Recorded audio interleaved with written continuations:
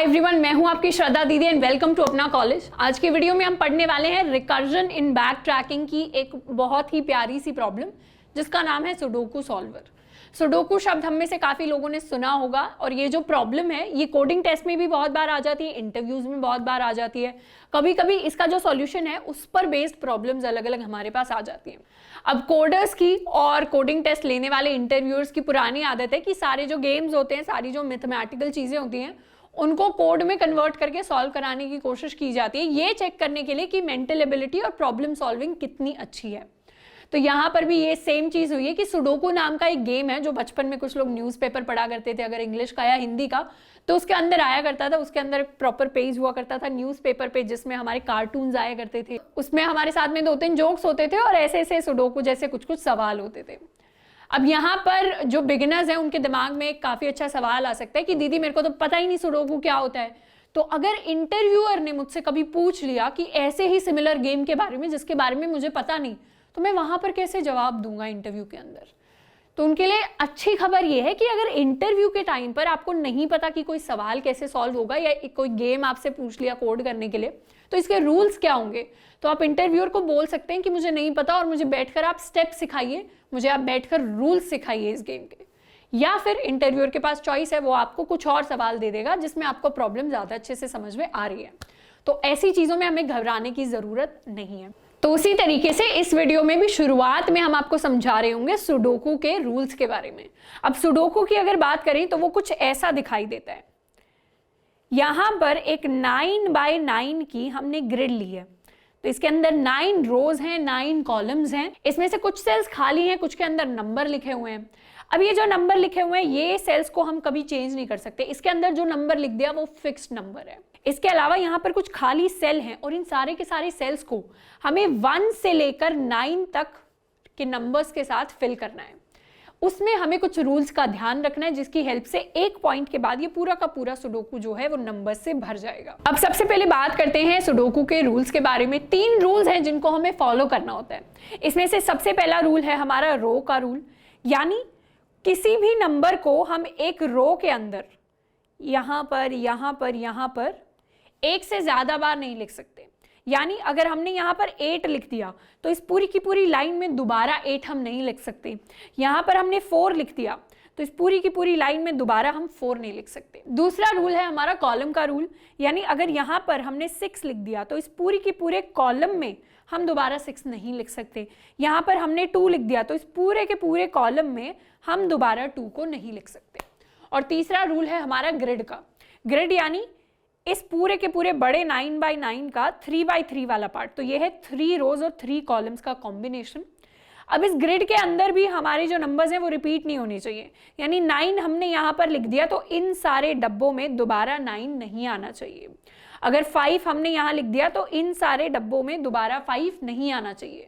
तो ये सारे रूल्स, यानी ये तीनों रूल्स को फॉलो करते हुए हमें इस पूरी की पूरी ग्रिड को भरना होता है और हम अपनी प्रॉब्लम के अंदर ऐसे सुडोकूस को कंसिडर करेंगे जिसके अंदर हमारे पास यूनिक सॉल्यूशन है, यानी एक ही सॉल्यूशन एग्जिस्ट करता है। अब बिना कोडिंग के अगर इसको सॉल्व करने की बात करें तो थोड़े बहुत लॉजिकल रूल्स हैं जिनको हम लगा सकते हैं। जैसे अगर इस पहले ग्रिड के अंदर हम सबसे पहले अगर 1 लिखने चलें तो 1 हम देखेंगे कि यहाँ पर ऑलरेडी आ गया है, तो मतलब इस पूरी कॉलम में हम कहीं नहीं लिख सकते। 1 यहाँ पर भी आ गया है तो इस पूरी रो में नहीं लिख सकते। 1 यहाँ पर आ गया है तो इस पूरी रो में नहीं लिख सकते। तो हमारे पास अल्टीमेटली एक खाली जगह बचेगी और इस खाली जगह में हम 1 को लिखेंगे, क्योंकि हमें इस ग्रिड के अंदर भी एक बार 1 को लिखना है। तो हमारा 1 जो होगा वो इस ग्रिड के अंदर इस सेल के अंदर आएगा, क्योंकि हर ग्रिड में 1 से लेकर 9 तक नंबर्स भी होने चाहिए और रो के अंदर भी 1 से लेकर 9 होने चाहिए, कॉलम के अंदर भी 1 से लेकर 9 होने चाहिए। तो कुछ इस तरीके से हम लॉजिकली सॉल्व किया करते हैं, लेकिन कोड में तो हमारा ह्यूमन बेस्ड लॉजिक नहीं चलता, क्योंकि कोड में तो हमें फिक्स्ड एल्गोरिथम देनी पड़ती है कि ये स्टेप बाय स्टेप प्रोसेस रहेगा। ये वाला प्रोसेस स्टेप बाय स्टेप नहीं है, इस प्रोसेस को थोड़ा स्टेप बाय स्टेप बनाते हैं। हम यहाँ पर इस्तेमाल करेंगे रिकर्जन नाम की टेक्निक का, जिसके बारे में हम काफ़ी समय से पढ़ते आ रहे हैं, जो काफ़ी इंपॉर्टेंट है कोडिंग के अंदर। आई होप आपने 4-5 जो वीडियोस आई हैं रिकर्जन बैक ट्रैकिंग पर उनको ऑलरेडी देख लिया, तो हमारा अच्छा खासा बेस है रिकर्जन पे। अब रिकर्जन से हम सॉल्यूशन को कुछ इस तरीके से लिखेंगे कि हम शुरू करेंगे इस रो से, यहां से हम शुरू करेंगे। हम रो वाइज कुछ इस तरीके से बढ़ते चले जाएंगे, एक एक सेल को हम कवर करेंगे। सबसे पहले इस सेल को कवर करेंगे विच इज 0,0, उसके बाद 0,1, उसके बाद 0,2, ऐसे ऐसे कवर करते हुए लास्ट सेल तक आ जाएंगे, फिर अगली रो पर आ जाएंगे, फिर यहाँ से यहाँ तक कवर करेंगे, यहाँ से यहाँ, यहाँ से यहाँ, जब तक हम इस आखिरी पॉइंट पर नहीं आ जाते। और जैसे ही आखिरी पॉइंट पर आ जाएंगे और हमें पता चल जाएगा कि हमने ऐसे ऐसे भरना शुरू कर दिया था नंबर्स को और सारे सुडोकू में हमने नंबर्स भर दिए हैं, तो वहां पर हमें हमारा सॉल्यूशन मिल जाएगा। तो प्रोसेस कुछ इस तरीके का रहेगा कि सबसे पहले हम 0,0 वाला जो सेल है, यानी हमारा ये वाला सेल, उस पर अपनी चॉइसेस को देखेंगे।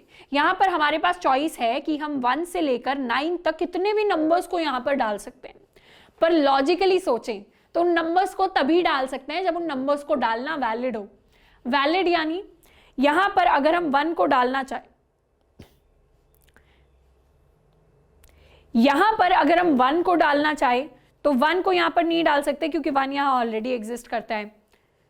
यहां पर अगर 2 को डालना चाहें तो 2 को यहां पर हम डाल सकते हैं। यहां पर 3 को डालना चाहें तो 3 को नहीं डाल सकते क्योंकि 3 इस ग्रिड में ऑलरेडी एग्जिस्ट करता है।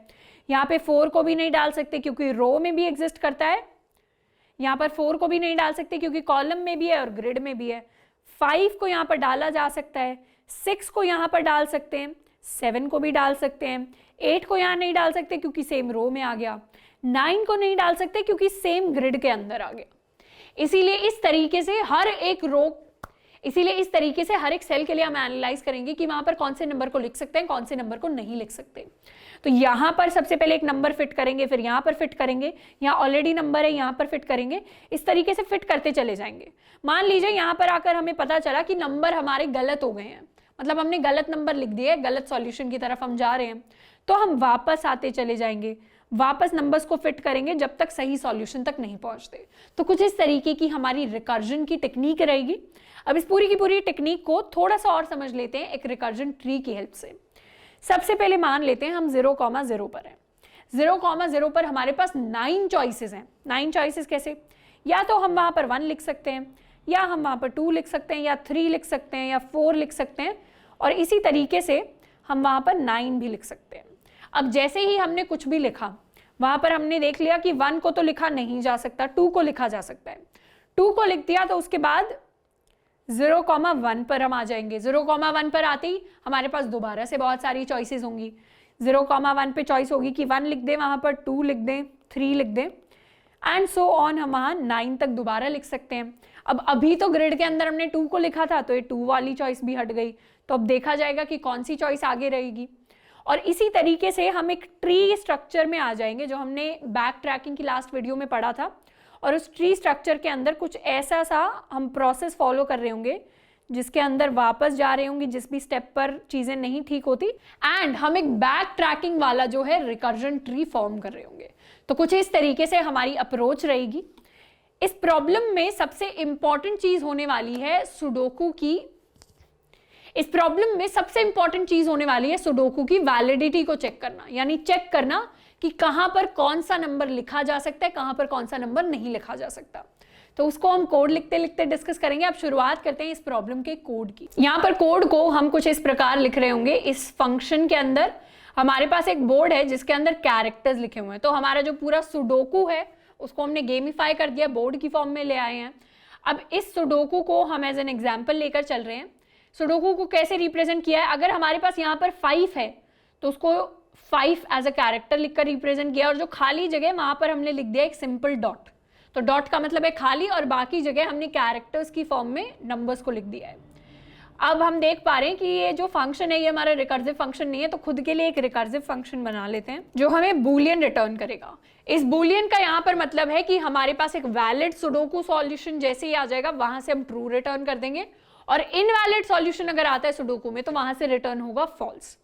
तो पब्लिक बूलियन हेल्पर फंक्शन इसको नाम दे देते हैं। इसके अंदर हमारे पास आ रहा होगा हमारा बोर्ड। अब सुडोकू की प्रॉब्लम को सॉल्व करने के लिए हमने स्ट्रैटेजी क्या डिस्कस की कि एक एक सेल पर हमें चलते जाना है, और सेल के लिए हमें क्या इंफॉर्मेशन चाहिए? सेल के लिए चाहिए उसकी रो और उसका कॉलम। तो यहां पर 2 पैरामीटर्स डिफाइन कर देते हैं, सबसे पहले रो और कॉलम। तो ये बन गया हमारे एक रिकर्सिव फंक्शन। इस फंक्शन के अंदर हम रिकर्जन कर रहे होंगे रो और कॉलम की हेल्प से, तो इनको एज पैरामीटर्स हमने पास कर दिया। इस फंक्शन को कॉल भी लगा लेते हैं अपने सॉल्व सुडोकू से। हेल्पर के अंदर हम पास कर रहे होंगे अपना बोर्ड, हमारी रो को शुरुआत में पास करेंगे एज 0 एंड कॉलम को भी एज 0।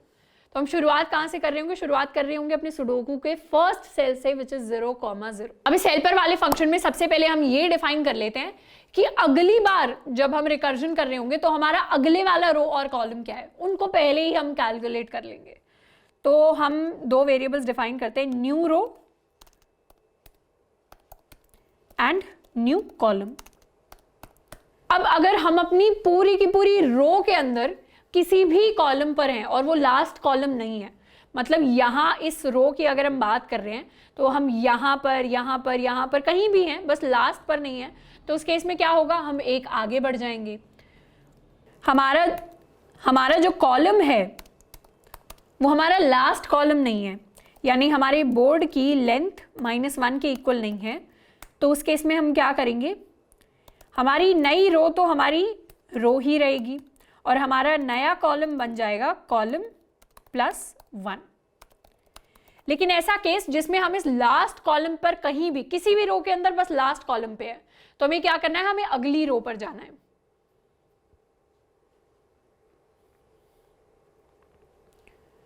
अगर हम यहां पर हैं तो हम सेकंड रो में आ जाएंगे, यहां पर हैं तो थर्ड रो में आ जाएंगे, यहां पर हैं तो अगर हम यहां पर हैं तो हम यहां से शुरुआत करेंगे।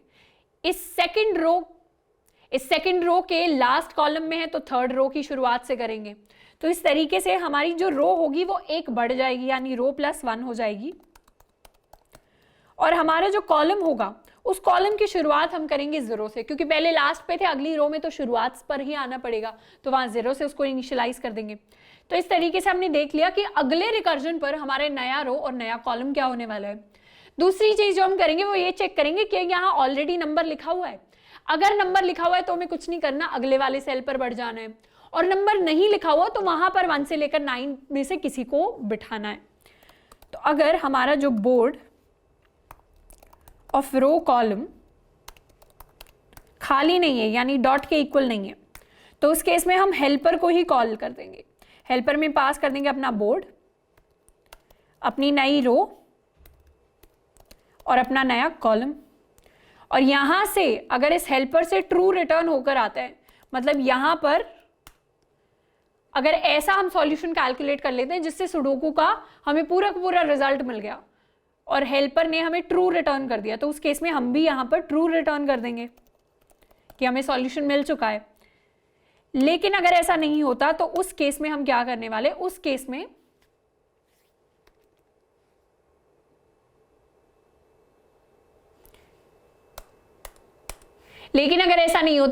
हम एक एक नंबर को बिठाने वाले हैं। तो उसके लिए लूप लगा लेते हैं, for int i is equal to 1, i is less than equal to 9, i++। तो ये जो हमारे i हैं ये 1 से लेकर 9 तक नंबर्स हैं। इसमें सबसे पहले चेक करेंगे क्या हमारे लिए सेफ है अपने बोर्ड पर, अपनी रो कॉलम पर अपने नंबर को बिठाना, यानी i को बिठाना। अब ये इस सेफ नाम का जो फंक्शन है इसको हम बनाएंगे। ये फंक्शन चेक करेगा वैलिडिटी, ये चेक करेगा क्या इस नंबर को इस रो कॉलम वाला जो सेल है उस पर बिठाया जा सकता है। अगर बिठाया जा सकता है तो बिठा देते हैं, यानी बोर्ड ऑफ रो कॉलम हमारा बन जाएगा i+0। अब हमने क्या किया, i हमारा एक इंटीजर था, लेकिन हमारा बोर्ड जो है वो कैरेक्टर टाइप का है, इसीलिए कैरेक्टर में टाइपकास्ट कर दिया। i के साथ हमने प्लस कर दिया एक स्ट्रिंग टाइप की, i के साथ हमने प्लस कर दिया एक कैरेक्टर टाइप की 0 को, और उसको हमने टाइपकास्ट कर दिया कैरेक्टर में। अब क्या करेंगे, यहाँ पर हमने नंबर को बिठा दिया अगर सेफ है। अब दोबारा से रिकर्सिव कॉल लगा देंगे, अपने हेल्पर को, जिसमें पास कर देंगे बोर्ड, नया रो, नया कॉलम,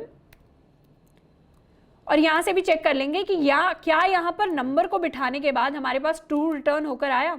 अगर ट्रू आया तो हम भी रिटर्न कर देंगे ट्रू, लेकिन अगर ट्रू नहीं आया तो उस केस में हम क्या रिटर्न करेंगे, उस केस में हम कुछ रिटर्न नहीं करेंगे।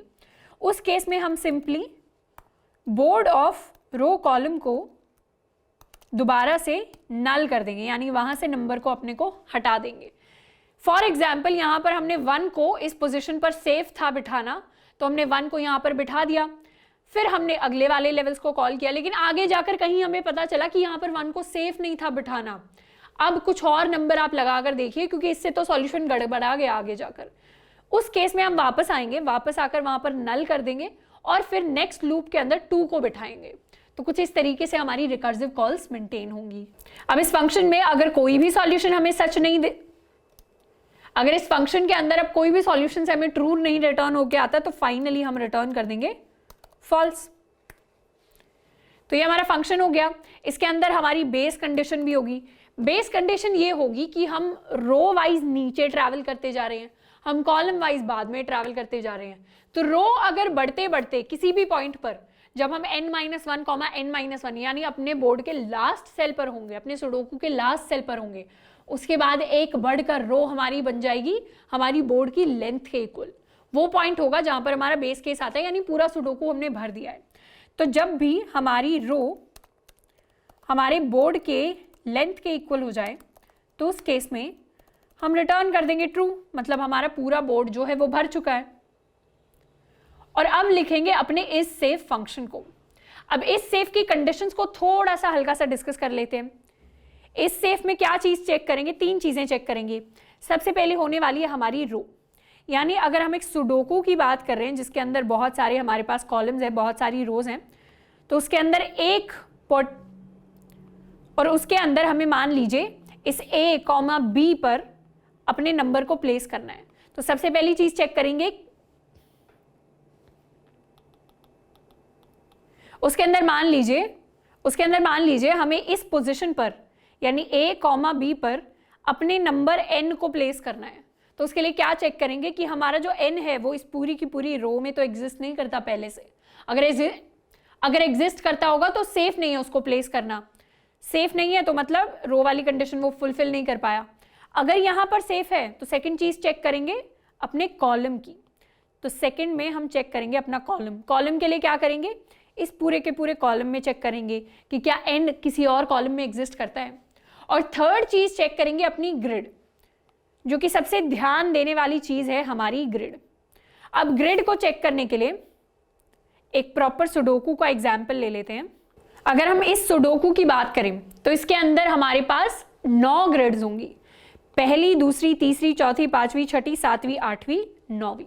अब इन सारी ग्रिड्स के लिए हमें चेक करना है कि जिस भी ग्रिड में हम नंबर ऐड करने की कोशिश कर रहे हैं वहां पर तो वो नंबर पहले से एग्जिस्ट नहीं करता। जैसे मान लीजिए अगर हम इस पोजीशन पर नंबर ऐड करने की कोशिश कर रहे हैं तो चेक करना है कि इन 9 सेल्स में क्या हमारा नंबर वो पहले से एग्जिस्ट करता है या नहीं करता। उसको चेक करने के लिए हम एक टेक्निक का यूज करेंगे। वो टेक्निक है कि हम इस पॉइंट को फाइंड आउट कर लें हर एक ग्रिड में। ये पॉइंट यानी हमारे हर ग्रिड का स्टार्टिंग पॉइंट। जैसे इस ग्रिड नंबर 1 के लिए हमारा जो स्टार्टिंग पॉइंट होगा वो होगा ये सेल। इस ग्रिड के लिए स्टार्टिंग पॉइंट होगा ये सेल। इस ग्रिड के लिए स्टार्टिंग पॉइंट ये सेल है, यहाँ के लिए ये, यहाँ के लिए ये, इस ग्रिड के लिए ये। तो कुछ इस तरीके से हर एक ग्रिड का, जिस भी ग्रिड पर हम हैं, हमें स्टार्टिंग पॉइंट निकाल लेना है। इस स्टार्टिंग पॉइंट को निकालने की 2 स्ट्रैटेजीज होती हैं। सबसे पहली हमारी स्ट्रैटेजी होती है कि हम क्या करें, जिस भी रो पर है और जिस भी कॉलम पर है उसके ग्रिड का स्टार्टिंग पॉइंट निकालने के लिए हम उसको डिवाइड कर दें 3 से और मल्टीप्लाई कर दें 3 से, कॉमा कॉलम को भी डिवाइड कर दें 3 से और मल्टीप्लाई कर दें 3 से। तो ये क्या करेगा, ये डिवीजन के बाद हमें दे देगा अपना क्वेश्चन। क्वेश्चन बेसिकली ये बता देगा कि स्क्रीन पर अगर 3 ग्रिड्स हैं तो हमारा जो नंबर है वो तीनों में से कौन सी ग्रिड पर लाई करता है। ये अगर 0 दे दे यानी हम पहली ग्रिड पर हैं, ऊपर से नीचे की बात करें तो मतलब 0 आया तो हम इन तीनों में से किसी एक ग्रिड पर हैं। यहां पर अगर ये वैल्यू हमारे लिए 0 आ गई तो इसका मतलब है कि हम इन तीनों में से किसी एक ग्रिड पर हैं। और उसके बाद ये वैल्यू 0 आ गई तो इसका मतलब है हम इन तीनों में से किसी एक ग्रिड पर हैं। तो इन तीनों में से किसी एक पर हैं और इन तीनों में से किसी एक पर हैं, यानी यही एक कॉमन ग्रिड है, तो हम फर्स्ट ग्रिड की बात कर रहे हैं। यहाँ पर रूल ये है कि अगर 1 आ गई इसकी वैल्यू तो मतलब हम इन तीनों में से किसी एक ग्रिड पर हैं। यहाँ पर अगर वैल्यू 2 आ गई तो इन तीनों में से किसी एक ग्रिड पर हैं। यहाँ पर कॉलम में अगर वैल्यू 1 आ गई तो इसमें है, कॉलम में वैल्यू 2 आई तो हम इसके अंदर है। तो इसी तरीके से हमारे रो और कॉलम से हम पता कर सकते हैं। इसमें बेसिक लॉजिक ये रहेगा कि यहाँ पर जो भी क्वेश्चन आएगा वो हमें बता देगा कि कौन से हिस्से में है हम अपनी स्क्रीन के, और उसको 3 से मल्टीप्लाई कर देंगे तो हमारे पास पहले वाले सेल की लोकेशन आ जाएगी। इसके अलावा एक और तरीका होता है चीजें फाइंड आउट करने का, first cell starting cell find out करने का, वो आपको नोट्स में मिल जाएगा। तो हम कोड में अपने इस सेफ फंक्शन को भी कंप्लीट करते हैं। इस सेफ फंक्शन बनेगा पब्लिक बूलियन टाइप का, क्योंकि रिटर्न करेगा ट्रू है या फॉल्स है। ट्रू यानी वहां पर नंबर को प्लेस करवाना सेफ है, और फॉल्स यानी वहां पर नंबर को प्लेस करवाना सेफ नहीं है। तो यहां पर लिखेंगे इस सेफ के अंदर अपने पैरामीटर्स लिख लेते हैं, कैरेक्टर बोर्ड, हमारी रो, हमारा कॉलम, साथ के साथ एक नंबर हम ले रहे होंगे। सबसे पहले कंडीशन लिखते हैं रो और कॉलम की। रो एंड कॉलम के लिए हमें क्या करना है, एक लूप चलाना है। I is equal to 0, I is less than board dot length I plus plus। यहां पर अगर हमारा board of I comma column अगर हमारे नंबर के इक्वल हो जाए, नंबर को भी यहां पर टाइपकास्ट कर लेंगे नंबर प्लस 0, इसके इक्वल हो जाए तो उस केस में हम रिटर्न कर देंगे फॉल्स। या फिर यहां पर इस पहली कंडीशन से तो हम चेक कर रहे हैं कि हमारी पूरी की पूरी रो में वो एग्जिस्ट करता है, यानी इसी लूप के अंदर कॉलम की भी कंडीशन डाल देते हैं। कॉलम की कंडीशन में यहां पर लिख देंगे रो को, यहां पर लिख देंगे आई को, तो ये हो गई कॉलम की कंडीशन, यानी हर एक सिंगल कॉलम पर जा रहे हैं एक रो के लिए, तो उस केस में हम रिटर्न कर देंगे फॉल्स। अब बात करते हैं अपनी ग्रिड की कंडीशन की। ग्रिड के लिए सबसे पहले हमें ग्रिड का स्टार्टिंग पॉइंट यानी स्टार्टिंग रो और स्टार्टिंग कॉलम निकालना पड़ेगा। तो स्टार्टिंग रो जो होगी वो होगी r divided by 3 multiplied by 3 की, और जो स्टार्टिंग कॉलम होगा वो होगा कॉलम, यहां पर लिख देते हैं row, column divided by 3 multiplied by 3। यहां पर पैरेंथेसिस लगा देते हैं क्लैरिटी के लिए।